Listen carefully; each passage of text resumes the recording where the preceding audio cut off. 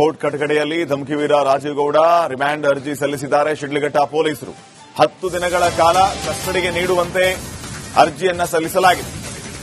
ರಾಜೀವ್ ಗೌಡನನ್ನ ಕಸ್ಟಡಿಗೆ ಕೇಳಿದ್ದಾರೆ ಪೊಲೀಸರು. 10 ದಿನ ಕೊಡಿ ಅಂತ, ತನಿಖೆ ಬಾಕಿ ಇದೆ, ವಿಚಾರಣೆ ನಡೆಸಬೇಕು, ಕಸ್ಟಡಿಗೆ ನೀಡಿ ಅಂತ ಮನವಿಯನ್ನ ಮಾಡಿಕೊಂಡಿದ್ದಾರೆ. ಪ್ರಾಥಮಿಕ ಹಂತದ ತನಿಖೆಯ ಬಗ್ಗೆ ಕೋರ್ಟ್ಗೆ ಮಾಹಿತಿಯನ್ನ ನೀಡಿರೋದು. ತನಿಖೆ ಬಾಕಿ ಇದೆ, ವಿಚಾರಣೆಗೆ ಒಳಪಡಿಸಬೇಕು, ಇನ್ನ 10 ದಿನ ನಮ್ಮ ಕಸ್ಟಡಿಗೆ ಕೊಡಿ ಅಂತ ಕೇಳಿಕೊಂಡಿದ್ದಾರೆ. ಪೊಲೀಸರು ಈಗಾಗಲೇ ಮನವಿಯನ್ನ ಮಾಡಿಕೊಂಡಿದ್ದಾರೆ, ಅರ್ಜಿಯನ್ನ ಸಲ್ಲಿಸಿದ್ದಾರೆ. 10 ದಿನಗಳ ಕಾಲ ಕಸ್ಟಡಿಗೆ ನೀಡ್ತಾರಾ ಪೊಲೀಸರಿಗೆ ಅನ್ನುವಂಥದ್ದು ಪ್ರಶ್ನೆ ಇದೆ. ಈ 10 ದಿನಗಳ ಅವಧಿಯಲ್ಲಿ ಸಂಪೂರ್ಣ ವಿಚಾರಣೆಗೆ ಒಳಪಡಿಸುವಂತ ಕೆಲಸ ಆಗುತ್ತೆ. ರಂಜಿತ್ ಇನ್ನಷ್ಟು ಮಾಹಿತಿಯನ್ನು ನೀಡುತ್ತಾರೆ ಕೋರ್ಟಿಂದ ನೇರ ಸಂಪರ್ಕದಲ್ಲಿ. ರಂಜಿತ್, 10 ದಿನ ಕಸ್ಟಡಿಗೆ ಮನವಿಯನ್ನ ಮಾಡಿಕೊಂಡಿದ್ದಾರೆ ಅನ್ನುವಂಥದ್ದು ಏನೆಲ್ಲ ಅಪ್ಡೇಟ್ಸ್ ಕೊಡ್ತೀರಿ ವಿಚಾರವಾಗಿ? ಖಂಡಿತ ಶ್ರೀಪಾದ್ ಪಾಟೀಲ್, 10 ದಿನಗಳ ಕಾಲ ಜೆಎಂಎಫ್ಸಿ ಈ ಕೋರ್ಟ್ನಲ್ಲಿ ನ್ಯಾಯಾಧೀಶೆ ಸುಕನ್ಯಾ ಅವರ ಮುಂದೆ ಎಸ್ಪಿಪಿ ಈಗ ಬಹಳ ಕ್ಲಿಯರ್ ಆಗಿ 10 ದಿನ ಪೊಲೀಸರ ಕಸ್ಟಡಿಗೆ ಕೊಡಬೇಕು ಅಂತ ಹೇಳಿ ಮನವಿಯನ್ನ ಮಾಡಿಕೊಂಡಿದ್ದಾರೆ. ಆದ್ರೆ ನ್ಯಾಯಾಧೀಶರು ಇದನ್ನ ಪರಿಗಣಿಸ್ತಾರಾ ಅನ್ನೋದನ್ನ ಕಾದು ನೋಡಬೇಕಾಗಿದೆ. ನೋಡಿ, ಯಾಕೆ 10 ದಿನಗಳ ಕಾಲ ಇವರು ಕಸ್ಟಡಿಗೆ ಕೊಡಬೇಕು ರಾಜೀವ್ ಗೌಡ ಅವರನ್ನ ಅನ್ನೋದನ್ನ ಮನವಿ ಮಾಡಿಕೊಂಡ್ರು ಅಂತೇಳಿ ಹೇಳಿದ್ರೆ, ಒಂದು, ಈ 13 ದಿನಗಳ ಕಾಲ ಎಫ್ಐಆರ್ ದಾಖಲಾದ ನಂತರ ಜಾಮೀನು ವಜಾ ಆದ ನಂತರ 13 ದಿನಗಳ ಕಾಲ ಈ ರಾಜೀವ್ ಗೌಡ ಅವರು ಕಣ್ಮರೆ ಆಗಿದ್ರು. 13 ದಿನ ಅವರು ಮಂಗಳೂರು ಮತ್ತೆ ಕೇರಳದಲ್ಲಿ ಓಡಾಡ್ತಾ ಇದ್ರು. ಅವರಿಗೆ ಮೈಕಲ್ ಅನ್ನುವಂತ ವ್ಯಕ್ತಿ ಅವರನ್ನ ಗಾರ್ಡ್ ಮಾಡ್ತಾ ಇದ್ರೆ, ಅವರಿಗೆ ಹಣಕಾಸಿನ ಮತ್ತು ಅವರನ್ನ ಸುತ್ತಾಡಿಸೋದು ಮತ್ತೆ ಅವರಿಗೆ ಊಟ ಉಪಚಾರವನ್ನ, ವಸತಿ ಎಲ್ಲ ವ್ಯವಸ್ಥೆಯನ್ನ ಮಾಡಿದ್ದು ಈ ಮೈಕಲ್ ಮತ್ತೆ ಈ ರಾಜೀವ್ ಗೌಡ ಇಬ್ರು ಕೂಡ ಸ್ನೇಹಿತರಾಗಿದ್ರು, ಉದ್ಯಮಿ ಕೂಡ ಹೌದು ಈ ರಾಜೀವ್ ಗೌಡ ಜೊತೆಗೆ ಇದ್ದಂತ ಮೈಕಲ್. ಹೀಗಾಗಿ ಏನೇನಾಯ್ತು 13 ದಿನಗಳ ಕಾಲ, ಯಾಕೆ ಇವರು ಪೊಲೀಸರ ಕಣ್ತಪ್ಪಿಸಿ ಅಲ್ಲಿ ಹೋದ್ರು, ಮತ್ತೆ ನಿಜವಾಗಿಯೂ ಕೂಡ ಇವರು ಅವರದೇ ಧ್ವನಿಯಲ್ಲಿ ಅಥವಾ ಅವರೇ ಕಾಲ್ ಮಾಡಿ ಆವಾಜ್ ಹಾಕಿದ್ರ ಅಥವಾ ಧಮಕಿ ಹಾಕಿದ್ರ, ಇದೆಲ್ಲವೂ ಕೂಡ ರುಜುವಾತು ಮಾಡಬೇಕಾಗಿರೋದ್ರಿಂದಾಗಿ ಕೆಲವು ದಾಖಲೆಗಳನ್ನ, ಕೆಲವು ಪೂರಕವಾದಂತ ಸಾಕ್ಷಿಗಳನ್ನ ಅದು ರಾಜೀವ್ ಗೌಡ ಅವರ ಬಾಯಿಂದನೇ ಪಡಿಬೇಕಾಗಿರೋದ್ರಿಂದಾಗಿ ಈ ಕಾರಣದಿಂದ 10 ದಿನಗಳ ಕಾಲ ಪೊಲೀಸರ ಕಸ್ಟಡಿಗೆ ಈಗ ಎಸ್ಪಿಪಿ ಕೇಳಿದ್ದಾರೆ, ನ್ಯಾಯಾಧೀಶರ ಮುಂದೆ ಕೇಳಿದ್ದಾರೆ. ಆದ್ರೆ ನ್ಯಾಯಾಧೀಶರು ಪೊಲೀಸರ ಕಸ್ಟಡಿಗೆ 10 ದಿನಗಳ ಕಾಲ ಕೊಟ್ರೆ ಅದು ಪೊಲೀಸರು ಅವ್ರನ್ನ ಇಂಟ್ರಾಗೇಷನ್ ಮಾಡಬೇಕಾಗತ್ತೆ. ಒಂದ್ ವೇಳೆ ನ್ಯಾಯಾಂಗ ಬಂಧನಕ್ಕೆ ಏನಾದ್ರೂ ರಾಜೀವ್ ಗೌಡರನ್ನ ಕೊಟ್ಟರು ಅಂತ ಹೇಳಿ ಆದ್ರೆ ಅವ್ರನ್ನ ಜೇಸಿಗೆ ಕಳಿಸಬೇಕಾಗತ್ತೆ. ಸದ್ಯಕ್ಕೆ ಈಗ ಕಟಕಟೆಯಲ್ಲಿ ನಿಂತ್ಕೊಂಡಿದ್ದಾರೆ. ರಾಜೀವ್ ಗೌಡ ಅವರ ಪರವಾದ ವಕೀಲರು ಜಾಮೀನು ಅರ್ಜಿಯನ್ನ ಈಗ ಮೂವ್ ಮಾಡಿದ್ದಾರೆ.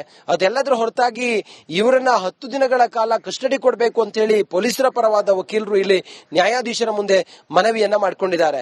ಸದ್ಯಕ್ಕೆ ನ್ಯಾಯಾಧೀಶರು ಯಾವ ಆದೇಶವನ್ನು ಹೊರಡಿಸ್ತಾರೆ ಅನ್ನೋದನ್ನ ಕಾದು ನೋಡಬೇಕಾಗಿದೆ. ಸುಮಾರು 3 ಗಂಟೆಗೆ ಆರಂಭವಾದಂತಹ ಈ ಕೋರ್ಟ್ ಕಲಾಪ ಇನ್ನೂ ಕೂಡ ನಡೀತಾ ಇದೆ. ಕಟಕಟೆಯಲ್ಲಿ ನಿಂತುಕೊಂಡಂತಹ ಈ ರಾಜೀವ್ ಗೌಡ ಈಗ ನ್ಯಾಯಾಧೀಶರ ಆದೇಶಕ್ಕಾಗಿ ಕಾಯ್ತಾ ಇದ್ದಾರೆ. ಪೊಲೀಸರು ಕೂಡ ನ್ಯಾಯಾಧೀಶರು ಯಾವ ಆದೇಶ ಕೊಡ್ತಾರೆ ಅದರ ನಂತರ ಈಗ ಮುಂದಿನ ಹಂತದ ತನಿಖೆಯನ್ನ ಮಾಡಬೇಕು ಅಂತೇಳಿ ಹೊರಟಿದ್ದಾರೆ. ಸದ್ಯಕ್ಕೆ ಈ ಕಾನೂನಿನ ಪ್ರಕ್ರಿಯೆ ಹೀಗೆ ಮುಂದುವರಿಯುತ್ತೆ. ಒಂದು ವೇಳೆ ಪೊಲೀಸರ ಕಸ್ಟಡಿಗೆ ಕೊಟ್ಟರೆ ಪೊಲೀಸರು ಅವರನ್ನ ಕೋರ್ಟ್ ಕಟಕಡೆಯಲ್ಲಿ ಧಮಕಿವೀರ ರಾಜೀವ್ ಗೌಡ ರಿಮ್ಯಾಂಡ್ ಅರ್ಜಿ ಸಲ್ಲಿಸಿದ್ದಾರೆ. ಶಿಡ್ಲಘಟ್ಟ ಪೊಲೀಸರು 10 ದಿನಗಳ ಕಾಲ ಕಸ್ಟಡಿಗೆ ನೀಡುವಂತೆ ಅರ್ಜಿಯನ್ನ ಸಲ್ಲಿಸಲಾಗಿದೆ. ರಾಜೀವ್ ಗೌಡನನ್ನ ಕಸ್ಟಡಿಗೆ ಕೇಳಿದ್ದಾರೆ ಪೊಲೀಸರು. 10 ದಿನ ಕೊಡಿ ಅಂತ, ತನಿಖೆ ಬಾಕಿ ಇದೆ, ವಿಚಾರಣೆ ನಡೆಸಬೇಕು, ಕಸ್ಟಡಿಗೆ ನೀಡಿ ಅಂತ ಮನವಿಯನ್ನ ಮಾಡಿಕೊಂಡಿದ್ದಾರೆ. ಪ್ರಾಥಮಿಕ ಹಂತದ ತನಿಖೆಯ ಬಗ್ಗೆ ಕೋರ್ಟ್ಗೆ ಮಾಹಿತಿಯನ್ನ ನೀಡಿರೋದು. ತನಿಖೆ ಬಾಕಿ ಇದೆ, ವಿಚಾರಣೆಗೆ ಒಳಪಡಿಸಬೇಕು, ಇನ್ನ 10 ದಿನ ನಮ್ಮ ಕಸ್ಟಡಿಗೆ ಕೊಡಿ ಅಂತ ಕೇಳಿಕೊಂಡಿದ್ದಾರೆ. ಪೊಲೀಸರು ಈಗಾಗಲೇ ಮನವಿಯನ್ನ ಮಾಡಿಕೊಂಡಿದ್ದಾರೆ, ಅರ್ಜಿಯನ್ನ ಸಲ್ಲಿಸಿದ್ದಾರೆ. 10 ದಿನಗಳ ಕಾಲ ಕಸ್ಟಡಿಗೆ ನೀಡ್ತಾರಾ ಪೊಲೀಸರಿಗೆ ಅನ್ನುವಂಥದ್ದು ಪ್ರಶ್ನೆ ಇದೆ. ಈ 10 ದಿನಗಳ ಅವಧಿಯಲ್ಲಿ ಸಂಪೂರ್ಣ ವಿಚಾರಣೆಗೆ ಒಳಪಡಿಸುವಂತ ಕೆಲಸ ಆಗುತ್ತೆ. ರಂಜಿತ್ ಇನ್ನಷ್ಟು ಮಾಹಿತಿಯನ್ನು ನೀಡುತ್ತಾರೆ ಕೋರ್ಟಿಂದ ನೇರ ಸಂಪರ್ಕದಲ್ಲಿ. ರಂಜಿತ್, 10 ದಿನ ಕಸ್ಟಡಿಗೆ ಮನವಿಯನ್ನ ಮಾಡಿಕೊಂಡಿದ್ದಾರೆ ಅನ್ನುವಂಥದ್ದು ಏನೆಲ್ಲ ಅಪ್ಡೇಟ್ಸ್ ಕೊಡ್ತೀರಿ ವಿಚಾರವಾಗಿ? ಖಂಡಿತ ಶ್ರೀಪಾದ್ ಪಾಟೀಲ್, 10 ದಿನಗಳ ಕಾಲ ಜೆಎಂಎಫ್ಸಿ ಈ ಕೋರ್ಟ್ನಲ್ಲಿ ನ್ಯಾಯಾಧೀಶೆ ಸುಕನ್ಯಾ ಅವರ ಮುಂದೆ ಎಸ್ಪಿಪಿ ಈಗ ಬಹಳ ಕ್ಲಿಯರ್ ಆಗಿ 10 ದಿನ ಪೊಲೀಸರ ಕಸ್ಟಡಿಗೆ ಕೊಡಬೇಕು ಅಂತ ಹೇಳಿ ಮನವಿಯನ್ನ ಮಾಡಿಕೊಂಡಿದ್ದಾರೆ. ಆದ್ರೆ ನ್ಯಾಯಾಧೀಶರು ಇದನ್ನ ಪರಿಗಣಿಸ್ತಾರಾ ಅನ್ನೋದನ್ನ ಕಾದು ನೋಡಬೇಕಾಗಿದೆ. ನೋಡಿ, ಯಾಕೆ 10 ದಿನಗಳ ಕಾಲ ಇವರು ಕಸ್ಟಡಿಗೆ ಕೊಡಬೇಕು ರಾಜೀವ್ ಗೌಡ ಅವರನ್ನ ಅನ್ನೋದನ್ನ ಮನವಿ ಮಾಡಿಕೊಂಡ್ರು ಅಂತ ಹೇಳಿ ಹೇಳಿದ್ರೆ, ಒಂದು, ಈ 13 ದಿನಗಳ ಕಾಲ ಎಫ್ಐಆರ್ ದಾಖಲಾದ ನಂತರ ಜಾಮೀನು ವಜಾ ಆದ ನಂತರ 13 ದಿನಗಳ ಕಾಲ ಈ ರಾಜೀವ್ ಗೌಡ ಅವರು ಕಣ್ಮರೆ ಆಗಿದ್ರು. 13 ದಿನ ಅವರು ಮಂಗಳೂರು ಮತ್ತೆ ಕೇರಳದಲ್ಲಿ ಓಡಾಡ್ತಾ ಇದ್ರು. ಅವರಿಗೆ ಮೈಕಲ್ ಅನ್ನುವಂತ ವ್ಯಕ್ತಿ ಅವರನ್ನ ಗಾರ್ಡ್ ಮಾಡ್ತಾ ಇದ್ರೆ, ಅವರಿಗೆ ಹಣಕಾಸಿನ ಮತ್ತು ಅವರನ್ನ ಸುತ್ತಾಡಿಸೋದು ಮತ್ತೆ ಅವರಿಗೆ ಊಟ ಉಪಚಾರವನ್ನ, ವಸತಿ ಎಲ್ಲ ವ್ಯವಸ್ಥೆಯನ್ನ ಮಾಡಿದ್ದು ಈ ಮೈಕಲ್ ಮತ್ತೆ ಈ ರಾಜೀವ್ ಗೌಡ ಇಬ್ರು ಕೂಡ ಸ್ನೇಹಿತರಾಗಿದ್ರು, ಉದ್ಯಮಿ ಕೂಡ ಹೌದು ಈ ರಾಜೀವ್ ಗೌಡ ಜೊತೆಗೆ ಇದ್ದಂತ ಮೈಕಲ್. ಹೀಗಾಗಿ ಏನೇನಾಯ್ತು 13 ದಿನಗಳ ಕಾಲ, ಯಾಕೆ ಇವರು ಪೊಲೀಸರ ಕಣ್ತಪ್ಪಿಸಿ ಅಲ್ಲಿ ಹೋದ್ರು, ಮತ್ತೆ ನಿಜವಾಗಿಯೂ ಕೂಡ ಇವರು ಅವರದೇ ಧ್ವನಿಯಲ್ಲಿ ಅಥವಾ ಅವರೇ ಕಾಲ್ ಮಾಡಿ ಆವಾಜ್ ಹಾಕಿದ್ರ ಅಥವಾ ಧಮಕಿ ಹಾಕಿದ್ರ, ಇದೆಲ್ಲವೂ ಕೂಡ ರುಜುವಾತು ಮಾಡಬೇಕಾಗಿರೋದ್ರಿಂದಾಗಿ ಕೆಲವು ದಾಖಲೆಗಳನ್ನ, ಕೆಲವು ಪೂರಕವಾದಂತ ಸಾಕ್ಷಿಗಳನ್ನ ಅದು ರಾಜೀವ್ ಗೌಡ ಅವರ ಬಾಯಿಂದನೇ ಪಡಿಬೇಕಾಗಿರೋದ್ರಿಂದಾಗಿ ಈ ಕಾರಣದಿಂದ 10 ದಿನಗಳ ಕಾಲ ಪೊಲೀಸರ ಕಸ್ಟಡಿಗೆ ಈಗ ಎಸ್ಪಿಪಿ ಕೇಳಿದ್ದಾರೆ, ನ್ಯಾಯಾಧೀಶರ ಮುಂದೆ ಕೇಳಿದ್ದಾರೆ. ಆದ್ರೆ ನ್ಯಾಯಾಧೀಶರು ಪೊಲೀಸರ ಕಸ್ಟಡಿಗೆ 10 ದಿನಗಳ ಕಾಲ ಕೊಟ್ರೆ ಅದು ಪೊಲೀಸರು ಅವ್ರನ್ನ ಇಂಟ್ರಾಗೇಷನ್ ಮಾಡಬೇಕಾಗತ್ತೆ. ಒಂದ್ ವೇಳೆ ನ್ಯಾಯಾಂಗ ಬಂಧನಕ್ಕೆ ಏನಾದ್ರೂ ರಾಜೀವ್ ಗೌಡ ಅವರನ್ನ ಕೊಟ್ಟರು ಅಂತ ಹೇಳಿ ಆದ್ರೆ ಅವರನ್ನ ಜೇಸಿಗೆ ಕಳಿಸಬೇಕಾಗತ್ತೆ. ಸದ್ಯಕ್ಕೆ ಈಗ ಕಟುಕಟ್ಟಿಯಲ್ಲಿ ನಿಂತ್ಕೊಂಡಿದ್ದಾರೆ. ರಾಜೀವ್ ಗೌಡ ಅವರ ಪರವಾದ ವಕೀಲರು ಜಾಮೀನು ಅರ್ಜಿಯನ್ನ ಈಗ ಮೂವ್ ಮಾಡಿದ್ದಾರೆ. ಅದೆಲ್ಲದರ ಹೊರತಾಗಿ ಇವರನ್ನ 10 ದಿನಗಳ ಕಾಲ ಕಸ್ಟಡಿ ಕೊಡಬೇಕು ಅಂತ ಹೇಳಿ ಪೊಲೀಸರ ಪರವಾದ ವಕೀಲರು ಇಲ್ಲಿ ನ್ಯಾಯಾಧೀಶರ ಮುಂದೆ ಮನವಿಯನ್ನ ಮಾಡಿಕೊಂಡಿದ್ದಾರೆ. ಸದ್ಯಕ್ಕೆ ನ್ಯಾಯಾಧೀಶರು ಯಾವ ಆದೇಶವನ್ನು ಹೊರಡಿಸ್ತಾರೆ ಅನ್ನೋದನ್ನ ಕಾದು ನೋಡಬೇಕಾಗಿದೆ. ಸುಮಾರು 3 ಗಂಟೆಗೆ ಆರಂಭವಾದಂತಹ ಈ ಕೋರ್ಟ್ ಕಲಾಪ ಇನ್ನೂ ಕೂಡ ನಡೀತಾ ಇದೆ. ಕಟಕಟೆಯಲ್ಲಿ ನಿಂತುಕೊಂಡಂತಹ ಈ ರಾಜೀವ್ ಗೌಡ ಈಗ ನ್ಯಾಯಾಧೀಶರ ಆದೇಶಕ್ಕಾಗಿ ಕಾಯ್ತಾ ಇದ್ದಾರೆ. ಪೊಲೀಸರು ಕೂಡ ನ್ಯಾಯಾಧೀಶರು ಯಾವ ಆದೇಶ ಕೊಡ್ತಾರೆ ಅದರ ನಂತರ ಈಗ ಮುಂದಿನ ಹಂತದ ತನಿಖೆಯನ್ನ ಮಾಡಬೇಕು ಅಂತೇಳಿ ಹೊರಟಿದ್ದಾರೆ. ಸದ್ಯಕ್ಕೆ ಈ ಕಾನೂನಿನ ಪ್ರಕ್ರಿಯೆ ಹೀಗೆ ಮುಂದುವರಿಯುತ್ತೆ. ಒಂದು ವೇಳೆ ಪೊಲೀಸರ ಕಸ್ಟಡಿಗೆ ಕೊಟ್ರೆ ಪೊಲೀಸರು ಅವರನ್ನ ಕೋರ್ಟ್ ಕಟಕಡೆಯಲ್ಲಿ ಧಮಕಿವೀರ ರಾಜೀವ್ ಗೌಡ ರಿಮ್ಯಾಂಡ್ ಅರ್ಜಿ ಸಲ್ಲಿಸಿದ್ದಾರೆ. ಶಿಡ್ಲಘಟ್ಟ ಪೊಲೀಸರು 10 ದಿನಗಳ ಕಾಲ ಕಸ್ಟಡಿಗೆ ನೀಡುವಂತೆ ಅರ್ಜಿಯನ್ನ ಸಲ್ಲಿಸಲಾಗಿದೆ. ರಾಜೀವ್ ಗೌಡನನ್ನ ಕಸ್ಟಡಿಗೆ ಕೇಳಿದ್ದಾರೆ ಪೊಲೀಸರು. 10 ದಿನ ಕೊಡಿ ಅಂತ, ತನಿಖೆ ಬಾಕಿ ಇದೆ, ವಿಚಾರಣೆ ನಡೆಸಬೇಕು, ಕಸ್ಟಡಿಗೆ ನೀಡಿ ಅಂತ ಮನವಿಯನ್ನ ಮಾಡಿಕೊಂಡಿದ್ದಾರೆ.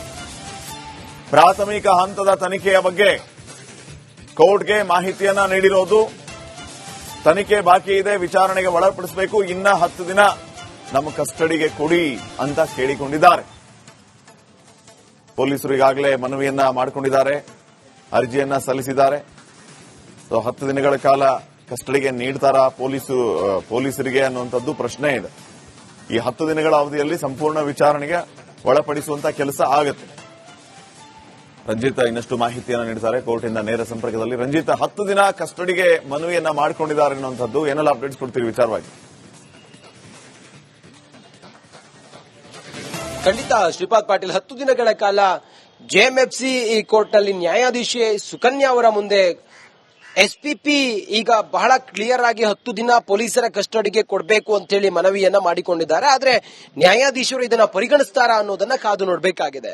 ನೋಡಿ, ಯಾಕೆ 10 ದಿನಗಳ ಕಾಲ ಇವರು ಕಸ್ಟಡಿಗೆ ಕೊಡಬೇಕು ರಾಜೀವ್ ಗೌಡ ಅವರನ್ನ ಅನ್ನೋದನ್ನ ಮನವಿ ಮಾಡಿಕೊಂಡ್ರು ಅಂತ ಹೇಳಿ ಹೇಳಿದ್ರೆ, ಒಂದು, ಈ 13 ದಿನಗಳ ಕಾಲ ಎಫ್ಐಆರ್ ದಾಖಲಾದ ನಂತರ ಜಾಮೀನು ವಜಾ ಆದ ನಂತರ 13 ದಿನಗಳ ಕಾಲ ಈ ರಾಜೀವ್ ಗೌಡ ಅವರು ಕಣ್ಮರೆ ಆಗಿದ್ರು. 13 ದಿನ ಅವರು ಮಂಗಳೂರು ಮತ್ತೆ ಕೇರಳದಲ್ಲಿ ಓಡಾಡ್ತಾ ಇದ್ರು.